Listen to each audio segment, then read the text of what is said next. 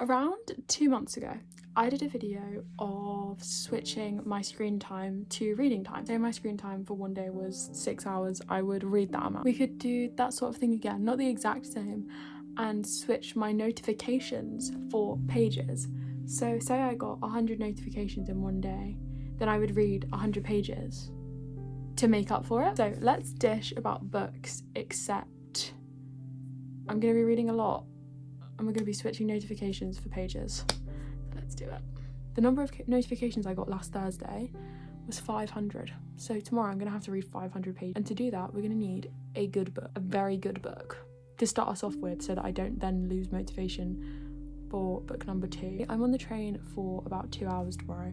I don't know how it's going to be possible tomorrow. If I don't manage to read all 500 tomorrow, they are going to be split.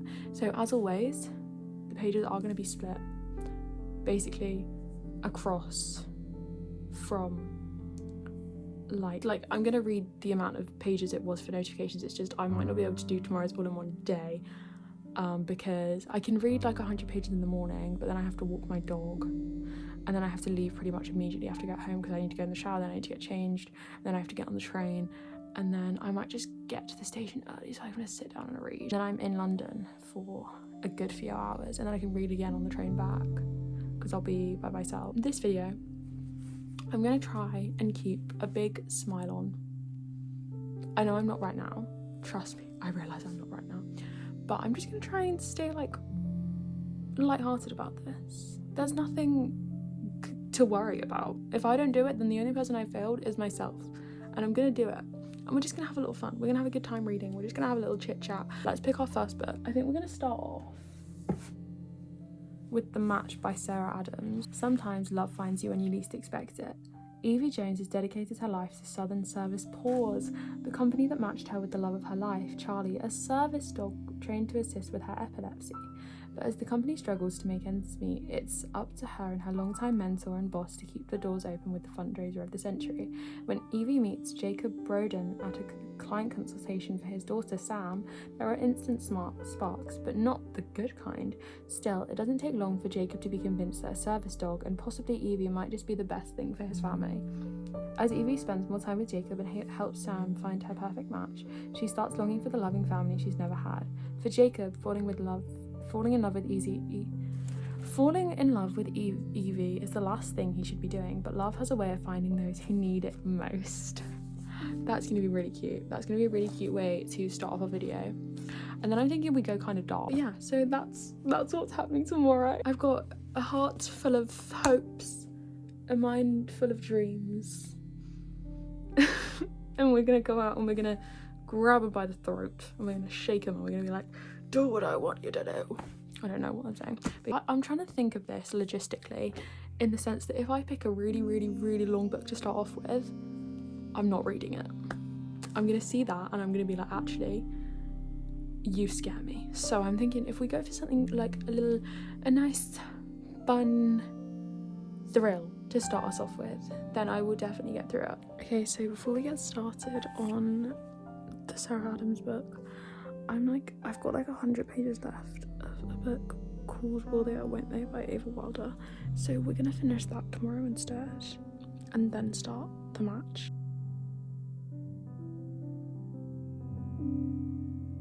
I'm glad I've got you here. We're gonna pick a third book for today because even though I haven't started reading today, it's always good to have options, and we're doing it on Kindle because I'm thinking if I'm going out, I'm probably not going to want to take 2 big books. So we've got 27% left of Will They or Won't They. Oh. We've got 27% left of Will They, Won't They. Books you may like in Kindle Unlimited. Remember, today we have to read 500 pages. It's not happening. But we always pursue and we always go for gold. Scroll the freak down. Okay, we could read a Frida McFadden book. Okay, what's the best Frida McFadden book? Maybe I just look up Frida McFadden. Thank you. See, that's how you spell F-R-I-E-D-A M-K-F-A-D-D-E-N. I don't know why that took me so long to work out. I did phonetics when I was about, what, 5, 6, and I can't use them now. We could read The Inmate. Potentially not The Locked Door. You know what? I want to read. Let me go back up. I want to read The Inmate. I'm not going to look at the page number. It's 388. There are 3 rules Brooke Sullivan must follow as a new nurse practitioner at a men's maximum security prison. Okay. Treat all prisoners with respect. Never reveal any personal information. Never ever become too friendly with the inmates. And that one's in bold. But none of the staff at the prison know Brooke has already broken the rules. Nobody knows about her intimate connection to Shane Nelson, one of the penitentiary's most notorious and dangerous inmates. And they certainly don't know that Shane was Brooke's high school sweetheart, the star quarterback who is now spending the rest of his life in prison for a series of grisly murders, or that Brooke's testimony was what put him there. But Shane knows, and he will never forget. Let's hope and pray that there's no dark part of their history where she had to like beat him up or something like that, because I can guarantee there's going to be. I have to leave the house in about an hour and a half. It's time to finish Will They or Won't They? Okay, so we're currently reading Will They or Won't They, which is basically 2 like actors who are working on a show together, and one is refusing to admit her feelings and the other one is telling her he's in love with her, but they just can't make it work, and they've hated each other. They started like seeing each other like outside of work in the first season because they had like a lot of chemistry, but it turned into basically just physical, and then they had a big argument, and this is now the 9th season, and the chemistry's fizzling because she's been gone for a while, but she's come back. We've got like 90 pages left. I don't think I'll read some on the train when I leave. But yeah, it's looking good so far. I actually really am enjoying this book. It's just been, this is gonna be my 2nd book of the year, and it's 7 days in, which isn't too bad, but it's like, I need to hurry up. I like it when things go wrong and things are going wrong, because you can't get everything that you want, and I feel like some books, like, this is what happened in Stranger Things. Everything was going right to a point where it was like completely unbelievable, and like just things that the characters want don't happen, or like you know that they're gonna have a happy ending, but it's like it's the getting there, and it's like I just like it when things don't go perfectly and you can kind of see their reactions and see how they work on themselves and build on their relationships and all of that sort of stuff.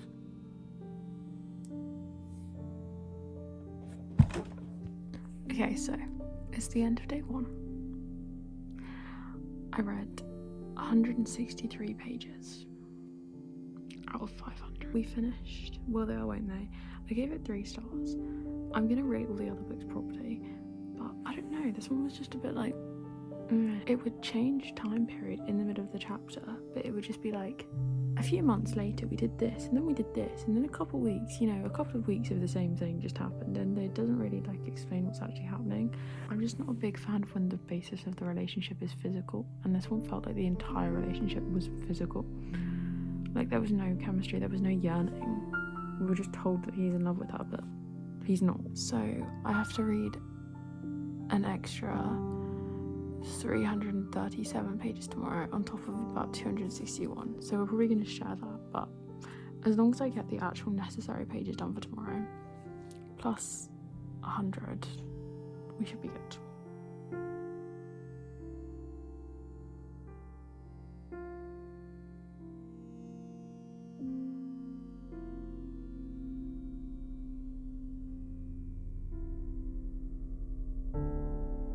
As expected, I have not read nearly enough today, so unfortunately it is time to get to work. There is no chance I'm catching up on yesterday's, but I can finish today's, I think. Potentially. The most important thing is finishing this book, because I think this book is holding me back. Because the thing is, it's good. I don't know, I think this is one of the first books she wrote, and I just don't think...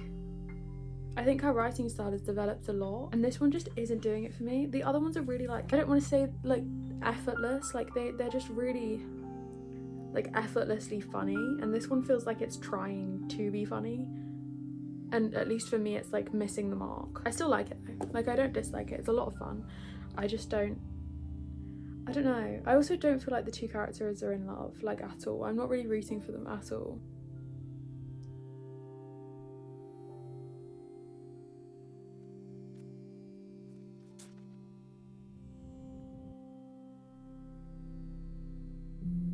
Good news or bad news? Good news, good news, good news, good news. We finished it, 3.25 star. The parts that I did like, it talks a lot about epilepsy and guide dogs, and I feel like that's obviously really important to bring attention to and to like have representation for. I feel like I just didn't care about the characters. Like I said this for Will They or Won't They? Everything was going right. Have things go wrong, have them like, the things were going wrong, and I feel like I did care, I just didn't care as much as I normally do, and I don't know what's happening to me, but ever since I read One True Love, no romance book is doing it. It was still good, it was still a lot of fun, it just wasn't her more recent books. I think the issue was the ending. The ending had absolutely no substance. Jake, the MMC, like shows up for the FMC, and it's completely glossed over. Like all the important moments were just glossed over right at the end, and it's like, am I supposed to care? I'm kind of not liking dual POV for romance books. A lot of the characters kind of turned into stereotypes. There's a character called Tyler who's supposed to be like sort of like the rich, snobby, snotty kid, and that's all he was. And then at the end, basically the whole book, kind of, the FMC has a really bad relationship with her parents, and she comes from this like world of like wealth and money and fame essentially, and she gives it all up because she doesn't believe in the way that her parents' relationship works, and she doesn't believe in how they treat people and how they treat like the world. And then at the end they're just forgiven, but there's no build up, there's no like foreshadowing, there's no nothing to hint that that's what's gonna happen. It's just what happens, and it's like everything's been like tied in a nice neat little bow, and it's like, no, that's not realistic, it's not real. It can't just be one page they're bad and then the next page they're good. There has to be that switch. Bad news, we've technically failed the challenge for yesterday because I still have half an hour left and it's past midnight, but I'm gonna read 30 pages. Sorry, we still have 30 pages left, or just under, and it's past midnight. We're gonna start The Inmates by Frida McFadden, but it has the same note that what's it called, The Intruder has, where it talks about there's not going to be any graphic scenes of violence or sex. And we've done what we needed to for today, minus what we left over from tomorrow, so that's going to be moving over to tomorrow. Sorry, minus what we left over from yesterday, so yesterday's is going to be moving on to tomorrow. I said I was going to be positive this video and I've like completely broken down. It's day 2. We need to liven our spirits. Should we do a little jig while we read this next one? I'd like to apologise for my life choices on the next part. Has the prison door slammed shut behind me? I question every life decision I've ever made in my life. This is where I want to be right now at all. This is not where I want to be right now at all. Who wants to be in a maximum Senate security penitentiary? I'm going to wage, and nobody wants that. If you are within these walls, you may have made some poor life choices along the way. I sure have. Noon. A woman in a blue correctional officer's uniform is looking up at me from behind the glass partition just inside the entrance to the prison. Her eyes are dull and glassy, and she looks like she doesn't want to be here there any more than I do. Okay, we did it. We read 263 pages today. Did we read the extra ones from before? No, we didn't. So those are going to be going over tomorrow.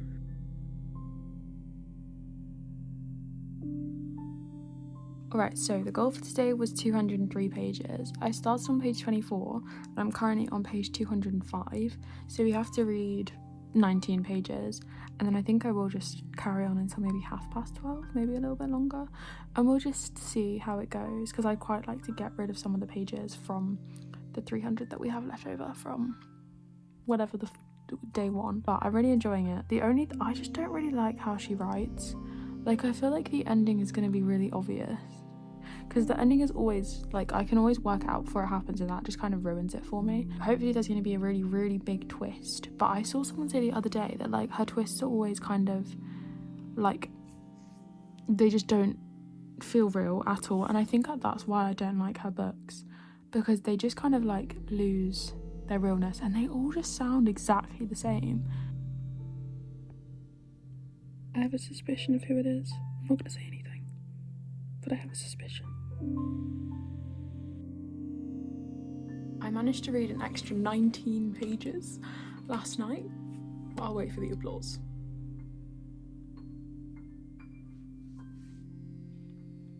Strange I don't hear any. I would say let's get on with it, but I am actually going to the cinema and I'm leaving in about 10 minutes. So I'm gonna read in the car. But I can't really do much more than that. Finishing The Inmates, which is actually exciting. Oh, there's a parakeet outside. I would show you, but that could dox. There's a parakeet on my neighbour has like a bird feeder and there's a parakeet on it. But yeah, we should finish the Inmates today, and then I think it's time to read a physical book again, or maybe we could do another Kindle book. I don't know what I prefer. Oh, now there's a pigeon with the parakeet. I don't know what I prefer. I don't want to read from my TBR, which is a bad thing to do, but I want to just like go on a little adventure. You know what? Let's finish The Inmate and then let's go on a little adventure around my room and find a book. Right now it's a big mess because I'm cleaning. Oh, my neighbour is now outside and the parakeet has flown away. I'm going to put you away so she doesn't look in the window and see you guys, but yeah, let's get on with the reading and hopefully get back on track. One of these days I will actually do a video where I do it all right, but that day is not today. 40 pages left. Okay, just to be clear, I've read all my pages today and I read like 3 extra and I was planning on doing more, but I'm watching the last episode of season 2 of Pretty Little Liars and I fear it's really creepy and this type of thing really freaks me out, and if I read a book that's going to also freak me out, I'm literally not going to be able to get to sleep tonight. So we're going to carry on reading tomorrow. Just know that this wasn't my fault.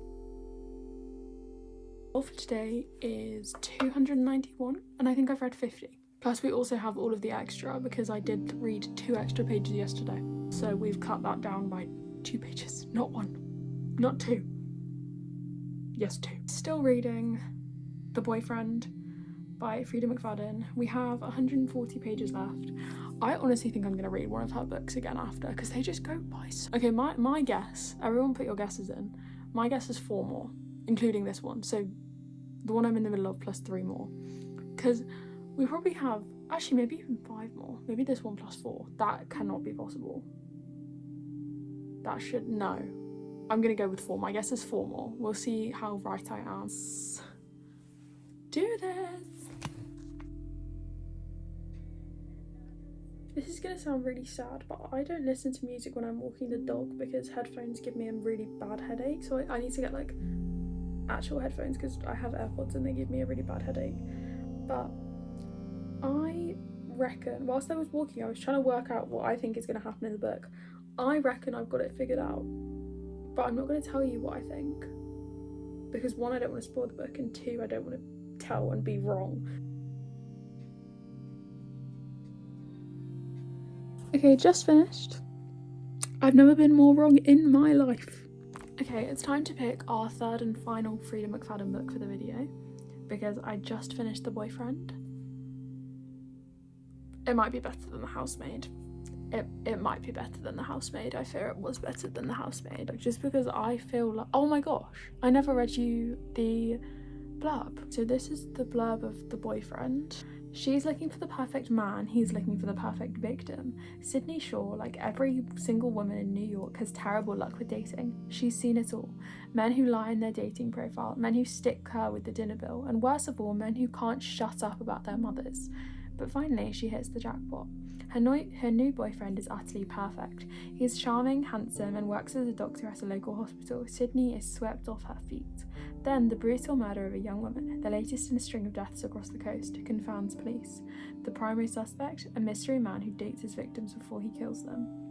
Sydney should be safe. After all, she is dating the guy of her dreams, but she can't shake her own suspicions that the perfect man may not be as perfect as he seems, because someone is watching her every move, and if she doesn't get to the truth, she'll be the killer's next victim. I fear that's not at all what it was. Wait, go back up. I want to read Never Lie. Let's read the thing. Newlyweds Trisha and Ethan are searching for the house of their dreams, and when they visit the remote manor that once belonged to Dr. Adrian Hale, a renowned psychiatrist who vanished without a trace 4 years earlier, a violent winter storm traps them in the estate, with no chance of escape until the blizzard comes to an end. In search of a book to keep her entertained until the snow abates, Trisha happens upon a secret room, one that contains audio transcripts from every single patient Dr. Hale has ever interviewed. As Trisha listens to the cassette tape, she learns about the terrifying chain of events leading up to Dr. Hale's mysterious appearance. Trisha plays the tapes one by one late into the night. With each one, another shocking piece of the puzzle falls into place, and Dr. Adrian Hale's web of lies slowly unravels. And then Trisha reaches the final cassette, the one that reveals the entire horrifying truth. We're reading this. She's downloading. I might take a little break just to refresh the brain. Oh my god, it's this thing again about sex. I said I was going to pick a happy book. I promise we will end on a happy book. We started with 2 nice romance books and we've now gone into like murder.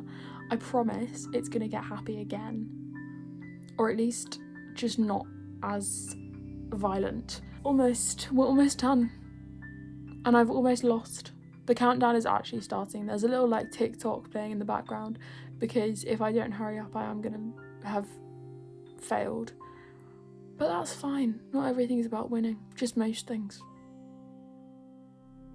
Okay, I really do hate to do it, but I think we're going to have to pick another Frida McFadden book.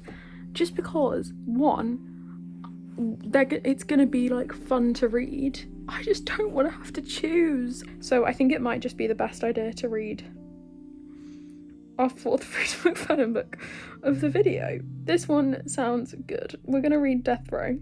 It's between Death Row and The Locked Door. This has gone so downhill. We were having such a fun, happy, lovely time, and now we've just gone into death. Oh, it's 74 pages. Wait. No. Oh, okay, I think I've got it. I think we've got it. We're going to read The Co-worker. It's 370 pages.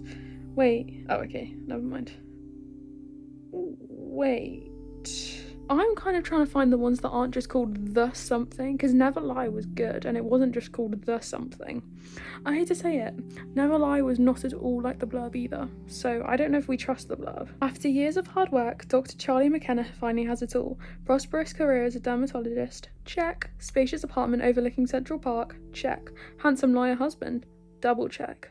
Is it a threesome?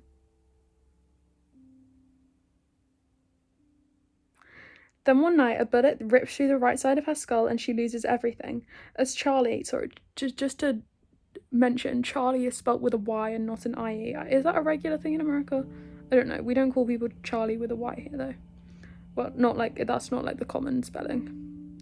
As Charlie struggles to recover from her brain injury, she begins to realise that the events of that fateful night are trapped in the damaged right side of her brain. Now she must put the jigsaw pieces together to discover the identity of the man who tried to kill her before he finishes the job he started. It's the husband. If it's the husband, I'm gonna be real mad.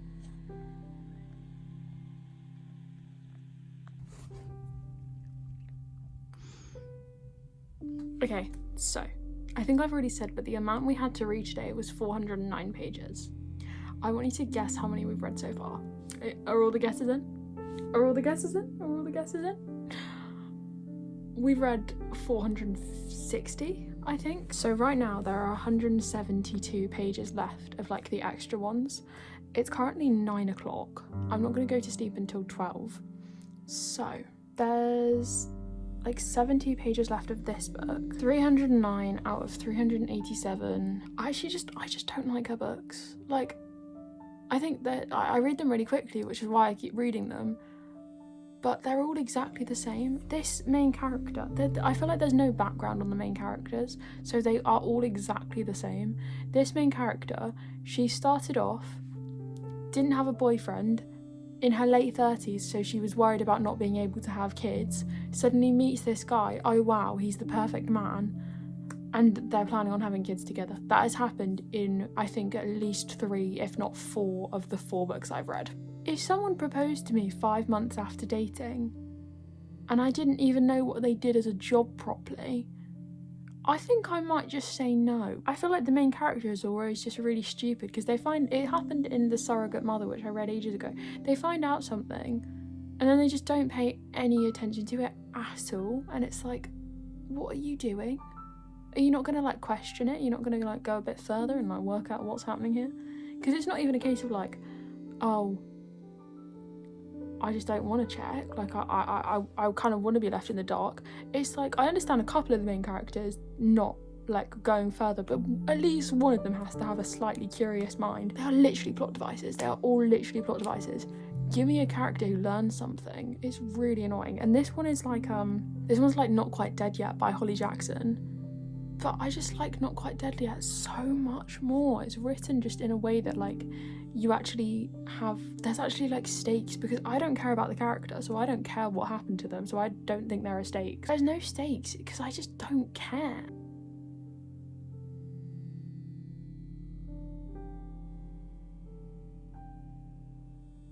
She's just said $3 million isn't enough to supply her for the rest of her life. How much are you spending? Have I just got like a really twisted view of how much things cost? There was a character that was, I don't know if it's supposed to be like the sort of thing where it's like, oh, maybe it's this person, maybe they've just changed their name, but you can't just leave a character behind. I need to work out how many pages that was.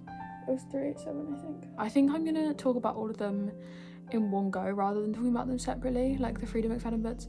Not to say that all of her books are the same.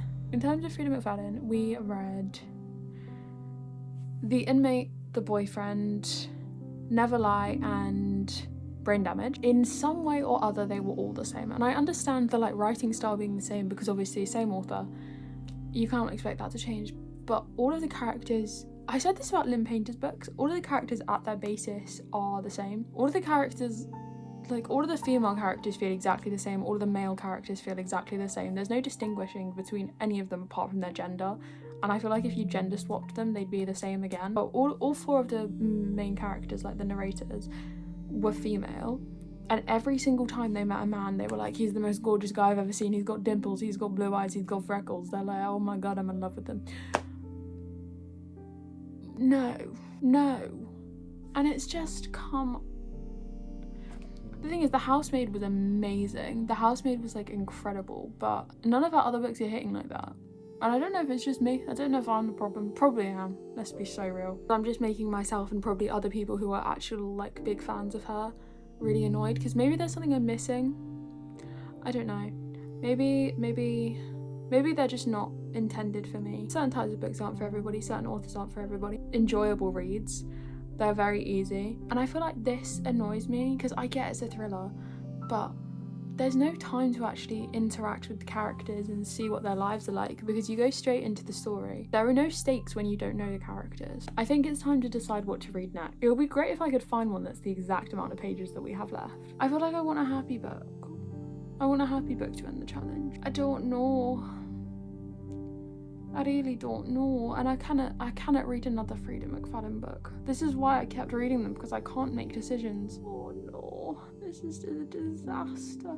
What are we going to do? I might read a short story on my Kindle, and then we have a book to read tomorrow. Short stories for adults, spicy.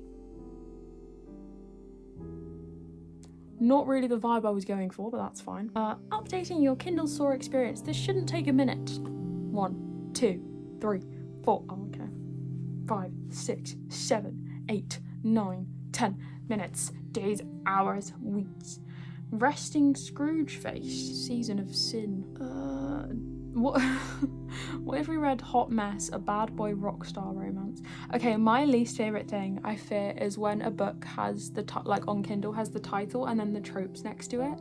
It really makes me annoyed because I feel like we're too into like trope writing right now, where it's like you pick your tropes and then you start writing rather than writing, like having you're like wanting to tell the trope rather than like wanting to tell a story that ends up having tropes. I feel like that doesn't make sense, but it just really annoys me when I see like the name of the book is like Loving Only You, a childhood friends to lover's sweet romance story. Okay, I saw a book by what's her face, Abby Jimenez.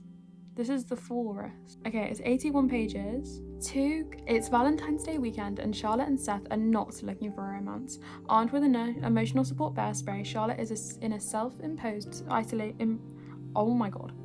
Armed with emotional support bear spray, Charlotte is in self-imposed isolation and on guard from men. I stand in solidarity. Having a stalker can do... Have I read this? I've read this. Never mind. You just say you're mine. Love me like it's not a chore to contemplating on the floor. I fear this has really not understood the vibe of what I was looking for. This is Same Time Next Year by Tessa Bailey. Adored by all, Britta is an ambitious waitress working at Sluggers. The popular bar holds a special place in her heart and is a regular hangout for the Bridge Boy Bandits, the local hockey club. I kind of want to get into watching hockey. My cousin, she takes like, oh my god, what's it called? She's like amazing at photography and she wants to do like sports media, and she took pictures of a hockey game recently and posted them on Instagram, and they're incredible. With a half-brother on the team, Britta has a strict no dating policy for hockey boys, but she does have a spot for one player in particular. A beast on the ice, Summer Mayfield is on the brink of breaking into the NFL, but time's running out. With his work visa about to expire, Summer's only chance to stay in Bridgeport is to marry an American and get a green card. Otherwise, it's back to Canada for the defense man. Is that? Anyway. Wait, if you're in college somewhere... Oh, no one ever mentioned... Okay. I was kind of reading in between the lines there and thinking college hockey romances. Nothing to do with college. On New Year's Eve, the team begs Britta to marry Summer that very night. Sum is embarrassed... Oh, Sum is such a cute name. Sum is embarrassed yet hopeful. He's desperately in love, but Britta balked at first until something about Summer's soulful brown eyes and ripped physique makes her reconsider. We're gonna go for that. This is not actually a novella because this is 143 pages. A novella is under 100, right? Or did I fail my English A level? Our second to last. Well, it must be, otherwise I failed. And I'm not gonna fail. I'm not gonna fail. I'm not gonna fail. I'm not going to fail. If it wasn't clear, I don't want to fail this. Okay, we're about to start See You Next Year. That is simply not See You Next Year. I don't even know what... I think this is our 7th book this week, so we'll have read 8. Obviously, this one is a novella. Honestly, 8 books in 1 week is mental. I do not normally read that much. It is simply because of this challenge. If you read 1 book this week, I'm proud of you. I don't know how I've read this wrong. His name isn't Summer, it's Sumner, and now I look like a fool. Okay, it's the final day of the challenge and I have 2 things to confess. 1, I read 2 pages of, what's it called? See You Next Year, Same Time Next Year today, and I did DNF it. I have worked out why I don't normally read like sports romances and why I don't enjoy them. They always have this trope of like a puck bunny. Even just the name itself, it constantly like dehumanizes women to basically sex objects, and this entire book was just the man. I read, how many pages did I read? 90 something pages. The entirety of the man's perspective was him viewing her as a sex object and limiting to her to just that. He had no attraction to her outside of that. It just really got on my nerves, and it reached a point where I just couldn't do it anymore. It paints this picture of this is like, the thing is, the female character, I don't know what her name is, I'm sorry. The female character, Britta, at the beginning, she has such a strong personality and she has so much like background. She's like, she wants to own this like pub, which means we have about 297 pages to read today. I haven't started it yet and it is 3 o'clock, but in my defense a video was being posted today and I did have to edit the entire thing. But we're gonna read our last book of the video, which I'm actually really excited for, is The Long Walk by Stephen King. I watched the film a couple months ago and I adored it. My friend not so much. If you're watching this, I don't care that you didn't like it. But it's got a different ending to the film, so I'm actually like, I'm even more excited. And I read Misery, I think in our last book video.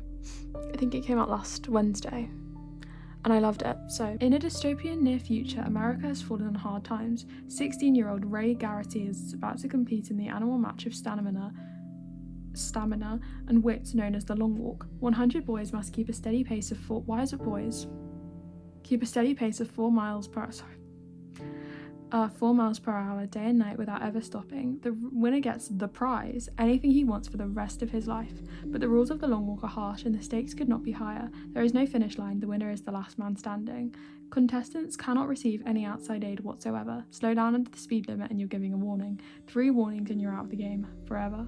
Walk or die.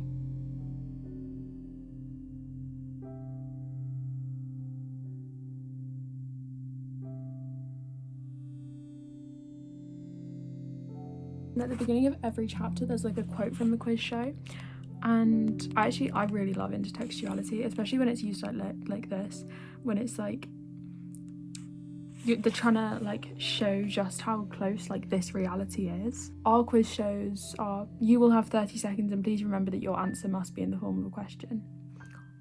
But it's the fact, like, even though that doesn't seem at all similar to this is still like a game show. It's just the consequences are so much like worse, and it asks you like, are we actually that far away from it? Mainly in the middle of the park. I haven't played it too much, and now it's all about The recording won't stop. taking your chance when it comes to you. So I love this book, but the chapters are so long, and it's just, I don't know, it's just very demotivating.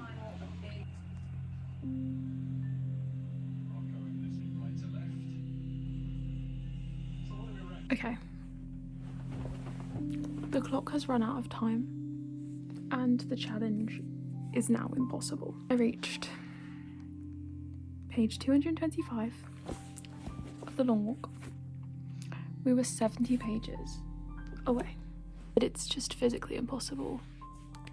Like, there's time and I could always just go into tomorrow morning, but I just can't. Like, I don't want to go into a reading slump because of this video. I'm not going to let that happen, and I fear it's happening, and I'm not going to let it happen. So I'm going to wake up tomorrow and I'm going to finish the book, and then we're going to talk about it. I could have had this done this morning, and then I started reading and then I procrastinated again, and then I went downstairs and instead of reading I watched AFCON.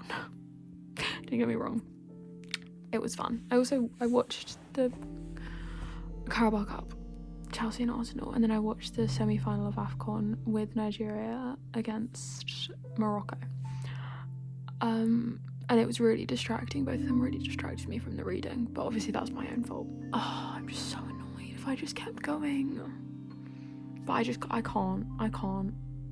read anymore right now. So this is me throwing in the torch and saying that I failed. I hope you can forgive me, and potentially we can try this another time. I'm gonna try. I changed my mind. I'm gonna try. I'm on page 226 and I need to get to page 297. Even if I don't reach it, just know that I tried.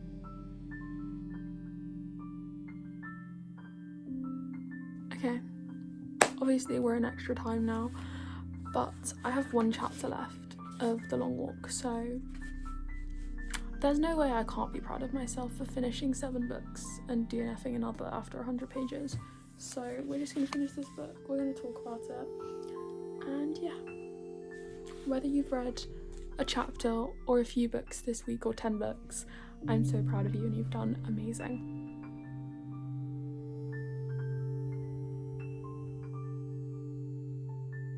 Okay, we're back. Obviously I finished The Long Walk. I'm actually kind of annoyed at myself that I didn't manage this because I was that close. I was this close. I've just had a realisation, but we're going to talk about The Long Walk first. So, I gave it 4.5 stars. It was Stephen King's first book. That was the thing that started it off, and he was writing under a false name. Imagine telling that guy just how popular his works are going to be. That's crazy. Like, how many people are gonna hear his voice and like see what he wants to say about the world? I said about the quotes at the beginning of the chapters, the final quote was a quote from one of the characters. I think it was either character or like, it just, I don't know. I think I prefer the ending of the film. I think for me that had a lot more resonance than the ending of the book, but the ending of the book is incredible. I cried in the middle of it when I wasn't filming, and I almost cried at the end. If I was not doing this, the long chapters would have meant so much more, because obviously they're kind of like meant to reflect, well, in my mind, he used longer chapters to kind of reflect like the struggle of the walk. It's kind of like, it reaches a point where it's almost like agonizing, because you just want to take a break, but then by the time you reach the end of the chapter, you're like, you have to keep going because you want to find out what happens next and you want to know. And I feel like in a way that kind of reflects the walk, because it's like you like set yourself a goal of like, if I was thinking about what would I do if I was doing it, and at points the characters like set goals of this is where I'm going to get up to. And then I've done it whilst I've been on a run before and I've been like tired of running. You set a goal, and then once you reach that goal, you set another goal and you just carry on. And I feel like it kind of mirrored that idea of kind of like, you have to keep going and you can't stop. I like how the deaths were dealt with, if that makes sense. Like, regardless of how well the main character knew them, all of their deaths kind of were dealt with in a very similar way, where they were all kind of like glazed over. And I think it dealt in like, there was a character called like Pearson who seemed like his death would be important because of how much he meant to Garrity, and there was another character called McFries who was also important, and their deaths are glazed over to a point where it's like, it's a single line and you barely even know it's there. Even the ending, it's like there's no real like big moment, it just carries on, and I feel like that really, it just really worked. If you've stuck around this long, you deserve a reward, especially because I can't make any sense of what I'm trying to say. What I mean is, like, the normality with which like everything happens, it's all like, nothing's more important than anything else. It's dealt with as if you were saying like a character had food or like had a glass of water or something like that, and I think that just really worked because it's trying to suggest that these things are normal in the world, like they're not out of the ordinary, and I think that made it all hit so much harder, because it's like, this is just the world, you can't change that, the only real thing you can do is just keep going. And I just loved it. I honestly might put it up to 5 stars. I think the only reason I wouldn't give it 5 stars is because of this challenge, and because I was kind of like drained by the end and I couldn't really, like, I just wanted to be done so that I could say I'd done it. What I have realised is our goal, I've just counted it up, was 2,226 pages. If my maths is correct, we read 2,228 pages. So I don't know how I got my maths wrong, but unless I've missed a number somewhere, I did it. I thought I was like 70 pages off, but I think I did it. I did it. I think. At the moment, I think I did it. That could change very, very soon. Again, I hope you've had a lovely time. I know I had. I hope you had, maybe this has inspired you to read one of the books that I read. If I could tell you to read any of them, it would be The Long Walk by Stephen King. That's my second Stephen King book, and I loved it. It was very, very good. I hope you have a lovely day, or a lovely rest of your day. I have no idea where you are, and I will see you very soon. And yeah, I had a lot of fun. It was cool. It was great. I'm glad that we could start off the year like this, but I probably won't be doing another one of these for a few months. So if you know me and you have any way of giving me a notification, you should do, you know what, subscribe, because I'll get a notification and then I'll have to read more pages soon. It's a win-win. You get more books and I get more books, and we can just, yay. Okay, toodles.